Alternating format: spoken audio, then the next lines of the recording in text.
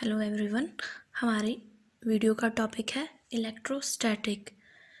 तो इलेक्ट्रोस्टैटिक में सबसे पहले हम इलेक्ट्रोस्टैटिक के बेसिक मीन को समझ लेते हैं कि इलेक्ट्रोस्टैटिक आखिर होता क्या है।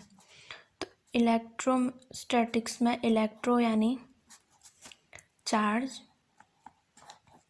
एंड स्टैटिक यानी रेस्ट। तो इसका मतलब ये हुआ कि जब हम चार्ज की स्टडी करते हैं जबकि वह रेस्ट में हो तो वो कहलाता है इलेक्ट्रोस्टैटिक, यानी study of charges when it is in rest. Okay, तो इलेक्ट्रोस्टैटिक में समझ में आया कि हम चार्ज की स्टडी जब रेस्ट में करते हैं तो वो कहलाता है इलेक्ट्रोस्टैटिक। अब इसके बाद सबसे पहले ये बात आती है कि चार्ज होता क्या है।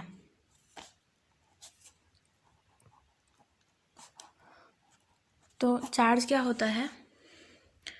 चार्ज किसी भी जो बॉडी है उसकी एक फंडामेंटल प्रॉपर्टी कहलाती है, वो है चार्ज, यानी fundamental property of any body. ठीक है, जिसके कारण वो क्या करता है, फोर्स एक्सपीरियंस करता है।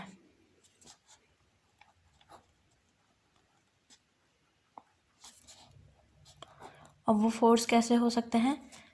या तो अट्रैक्टिव या रिपल्सिव। अब फोर्स अट्रैक्टिव होगा या रिपल्सिव होगा वो डिपेंड करता है कि चार्ज कैसे हैं।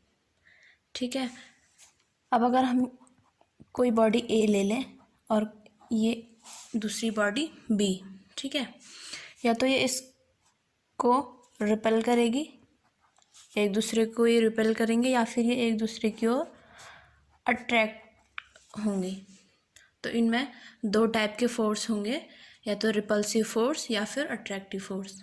ठीक है, तो वो डिपेंड करता है कि हमारे पास जो चार्जेस हैं बॉडी में, दो बॉडीज़ में, वो किस प्रकार के हैं।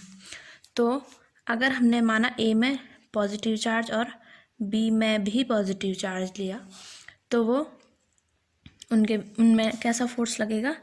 Repulsive force. ठीक है, अगर माना हमने ए में निगेटिव और बी में पॉजिटिव लिया तो यहाँ पे अट्रैक्टिव फोर्स। अगर ए में पॉजिटिव और बी में निगेटिव लिया तो ये क्या करेंगे, ये भी एक दूसरे को अट्रैक्ट ही करेंगे, यानी इन दोनों के बीच भी अट्रैक्टिव फोर्स लगेगा। अगर ए निगेटिव और बी निगेटिव लिया तो ये एक दूसरे को रिपल्सिव, इनमें फोर्स लगेगा। अब हम यहाँ पे क्या देख रहे हैं कि सेम जो चार्जेस हैं यानी लाइक चार्जेस में रिपल्सिव फोर्स लग रहा है, और जब चार्जेस डिफरेंट हैं तो उनमें कैसा फोर्स है? Attractive force. तो हम यहाँ पे लिख सकते हैं कि same charges experience same charges में क्या लगता है? Repulsive force. सेम चार्जेस, या इसको हम कह सकते हैं अलग चार्जेस, तो इनमें कैसा फोर्स लगेगा? रिपल्सिव। ठीक है, अब यहाँ पे ठीक इसके अपोजिट डिफरेंट जब चार्ज होंगे, यस इसमें हम कह सकते हैं अनलाइक। ठीक है, अनलाइक जब चार्ज होंगे तो उनके बीच में क्या होगा? अट्रैक्शन। तो अट्रैक्टिव फोर्स यहाँ पे लगेगा।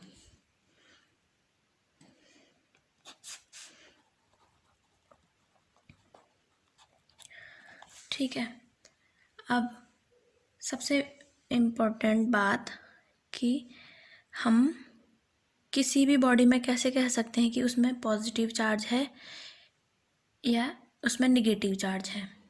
ठीक है, तो हम बात करते हैं यहाँ पे टाइप ऑफ चार्जेस, कि कोई भी बॉडी पॉजिटिव या निगेटिव चार्ज कैसे होती है। तो हमारे पास मेन सबसे पहले कितने प्रकार के दो प्रकार के चार्जेस होते हैं, एक तो पॉजिटिव चार्ज और एक दूसरा क्या होता है, नेगेटिव चार्ज। तो हम इसको कैसे समझ सकते हैं, माना कोई बॉडी ए है, ठीक है, और ये कोई बॉडी बी है। इसमें number of electron and number of proton किसी भी बॉडी में बराबर होते हैं, ठीक है।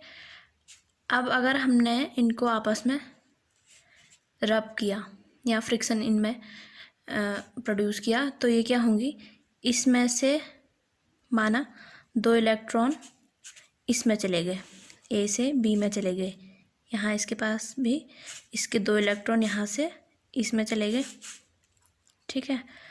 तो हम क्या कहेंगे कि जो बॉडी ए है वो पॉजिटिवली चार्ज है क्योंकि इसने इलेक्ट्रॉन बी को दिए हैं, और जिसने इलेक्ट्रॉन लिए हैं यानी बॉडी बी वो क्या कहलाएगी, निगेटिवली चार्ज्ड। तो समझ में आया ए और बी को कैसे हमने पॉजिटिवली चार्ज और निगेटिवली चार्ज डिफाइन किया, यानी जिस बॉडी से इलेक्ट्रॉन ट्रांसफ़र होगा वो कहलाएगा पॉजिटिव चार्ज, एंड जिसमें इलेक्ट्रॉन ट्रांसफ़र हुआ है वो कहलाएगा निगेटिवली चार्ज, ठीक है। इसके बाद हम पढ़ते हैं चार्ज एक कैसी क्वांटिटी है, स्केलर क्वांटिटी, यानी इसमें सिर्फ क्या होता है, मैग्नीट्यूड, चार्ज की कोई डायरेक्शन नहीं होती है, ठीक। अब इसकी हम डायमेंशन निकाल सकते हैं। डायमेंशन कैसे आएगा, हमारे पास फॉर्मूला होता है करंट का I = Q/T, ठीक है। यानी अब यहाँ से हम Q की वैल्यू निकाल सकते हैं, तो Q क्या होगा हमारा I × T, ठीक है। तो जो करंट है उसको उसकी जो यूनिट है वो कैसे है, क्या है, एम्पियर, और इसको डायमेंशन जब लिखते हैं तो तब भी इसको ए से डिनोट करते हैं, ठीक है, और टाइम को कैपिटल T से। तो इसकी डायमेंशन क्या आएगी, AT इसकी पावर 1, ठीक है। तो Q की डायमेंशन क्या आ गई, A1T1, ठीक है। अब जो इसकी यूनिट क्या होगी चार्ज की, वो होती है कूलॉम। चार्ज की यूनिट जो होगी वो कूलॉम होगी, ये है SI यूनिट।